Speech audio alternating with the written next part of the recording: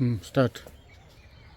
పాడేరు గ్రామ పంచాయతీ పీగొందూరు గ్రామస్తులకు, పింఛన్దారులకు, అలాగే టీడీపీ కార్యకర్తలకి, అలాగే సచివాలయం స్టాఫ్ వారికి ముందుగా మా నమస్కారాలు తెలియజేసుకుంటున్నాం.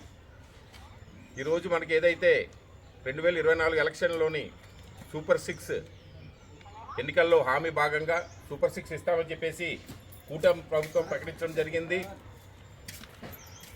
ఎప్పుడైతే మన ప్రభుత్వం ఏర్పడిన వెంటనే మనకి ముఖ్యంగా ఎన్టీఆర్ భరోసా పింఛన్లు 1వ తారీఖు ఇంటింటికి ఇవ్వమని చెప్పేసి ఇటు కూటమి నాయకులకు కానీ అలాగే సచివాలయం స్టాఫ్కి కానీ ఇవ్వమని చెప్పేసి శ్రీ గవర్నమెంట్ తరపున మమ్మల్ని పంపించి ఉన్నారు.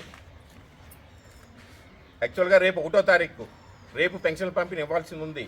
కానీ మన ప్రభుత్వం ఏం చేస్తుందంటే ఆ రోజు సెలవు దినం వస్తే ఒక ఆదివారం వచ్చినా లేకపోతే ఒక పబ్లిక్ హాలిడే వచ్చినా ఆ ముందు రోజే పెన్షన్దారులకి మనం పెన్షన్ అందించి వాళ్ళకి ఎటువంటి ఇబ్బంది లేకుండా చూడాలన్న సంకల్పంతో ఈరోజు మనకి శనివారం అయినప్పటికీ రేపు ఆదివారం కాబట్టి శనివారం కంపల్సరీగా వెళ్ళి ఇవ్వాలని చెప్పేసి మాకు ఆదేశాలు జారీ చేసి ఉన్నారు.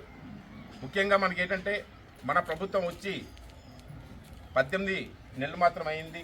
18 నెలల్లోనే మనకి ఏదైతే సూపర్ 6 ఇస్తామన్నారో మోస్ట్లీ అన్నిటి కూడా మనకి ఇచ్చారు. యువగలం పేరుతోని సంవత్సరానికి 20 లక్షల ఉద్యోగాలు మన రాష్ట్రానికి యువతకు అందిస్తామన్నారు. అది ఆల్రెడీ ఇంచుమించుగాన ఓ 15 లక్షల వరకు 12 లక్షల వరకు ఉద్యోగాలు అప్పటికే ఇచ్చారు. ఇంకా మిగతాయి కూడా ఈ మధ్యనని ఐటీ సెజ్జులు కానీ అన్నీ అవుతున్నాయి కాబట్టి కంపల్సరిగా ఆ 20 లక్షల ఉద్యోగాలు కూడా త్వరలోనే అందజేస్తారు. ఇటువంటి ప్రభుత్వం మంచి ప్రభుత్వం కాబట్టి రాబో స్థానిక ఎలక్షన్స్లోని మనం ఖచ్చితంగా ఇన్ని పథకాలు మనకు అందజేస్తున్నారు. రేపు మళ్ళీ 3 లక్షల ఇల్లులు మనకి మంజూరు అయి ఉన్నాయి. ప్రతి ఒక్కరు కూడా ఇల్లు అయితే మంజూరు అవుతుందమ్మా. అర్హులైన ప్రతి ఒక్కరు కూడాను దగ్గర నుండి సైట్ లేకపోతే సైట్ కూడా గవర్నమెంట్ వాళ్ళు చూపిస్తే ఇల్లులు అయితే కట్టిస్తారు. కాబట్టి మనం రాబో స్థానిక ఎలక్షన్స్ అంటే సర్పంచ్ ఎలక్షన్లు కావచ్చు, ఎంపీటీసీ ఎలక్షన్స్ కావచ్చు, డెప్యూటీసీ ఎలక్షన్స్ కావచ్చు, ఖచ్చితంగా మనం ఏదైతే ఈ కూటమి ప్రభుత్వం ఏర్పాటు చేసిన వ్యక్తి మనం ఓటేసి గెలిపించుకుంటే ఇంకా మనకు 3.5 సంవత్సరాలు ఉంది. ఆ 3.5 సంవత్సరాల్లో ఇంకెన్నో సంక్షేమ పథకాలు మనం అందుకోవచ్చు. కాబట్టి దయచేసి అందరూ కూడాను ఏదైతే కూటమి ప్రభుత్వం బలపరిచిన వ్యక్తికి ఓటేసి గెలిపించి మనం ఇంకెన్నో సంక్షేమ పథకాలు అందుకోవాలని కోరుకుంటూ, అలాగే ఈ ప్రాంతానికి వెనుకబడి ప్రాంతం కాబట్టి మన గిరిజనులు అంటే చంద్రబాబు నాయుడు గారికి మక్కువ ఉంది కాబట్టి ఖచ్చితంగా ఇంకెన్నో పథకాలు మన ఏజెన్సీ వాళ్ళకి అందిస్తారు. కాబట్టి మనం ఖచ్చితంగా అన్ని సంక్షేమ పథకాలు మనం పొందాలి. ఇంకా సంక్షేమాలు అడిగి తీసుకోవాలి. కాబట్టి మీరందరూ కూడాను కూటమి ప్రతి వ్యక్తులకే ఓటేసి గెలిపిస్తారని కోరుకుంటూ ఈ అవకాశం ఇచ్చినటువంటి పెద్దలందరికీ నమస్కారం తెలియజేసి సెలవు తీసుకుంటున్నాను. ఎంతమంది పిల్లలు ఉంటే అంతమంది పిల్లలు అంటే 4 ఉంటే 4కి, 6 ఉంటే 6కి, మనిషికి 15,000 చొప్పున సంవత్సరానికి మనకి తల్లికి వందనం కింద మనకి మన ప్రభుత్వం అందిస్తున్నారు. అలాగే దీపం పథకం